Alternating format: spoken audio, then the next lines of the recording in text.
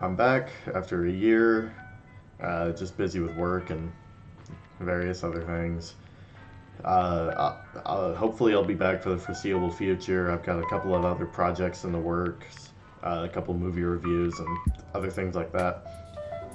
But just let me know what you guys want, I guess.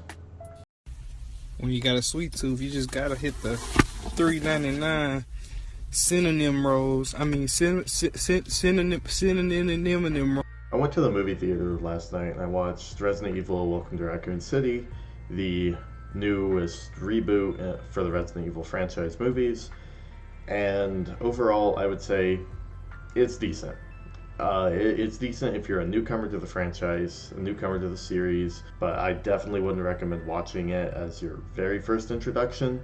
The If you know absolutely nothing about the games, I would definitely not recommend watching the movie first. The movie is a retelling of Resident Evil 1 and Resident Evil 2 crammed into one movie, but in my opinion, that's where it tripped over its own shoelaces. Got too big for its britches, and it just ultimately failed. Personally, I believe the characters were poorly written.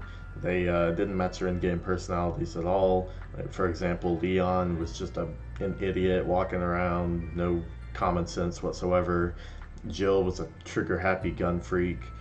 Claire had a major role in the movie as the main character, primarily the main character.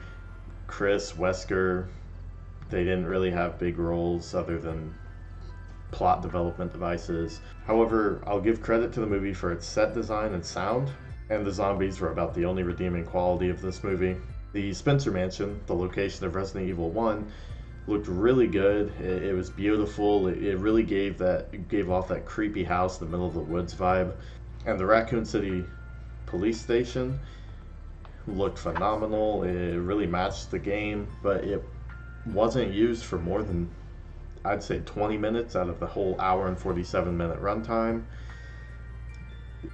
The whole movie took place in the mansion and the orphanage where Chris and Claire grew up in the movie. But for a good majority of the shots in the mansion, it was dark. You couldn't see anything. The lighting was awful, and you just couldn't tell what was going on, really. A few characters were also left out, such as Robert, Marvin from 2, and they didn't even bring in Mr. X.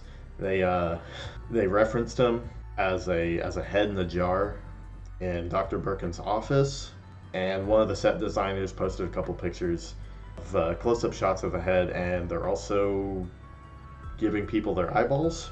So that's another thing. To sum it all up, honestly, I would watch the movie with friends just so you can make fun of it when it's all over, because it altogether is just not a really good movie.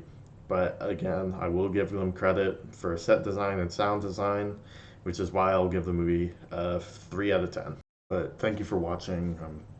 If you made it through all the way, that's my review on Resident Evil Welcome to Raccoon City.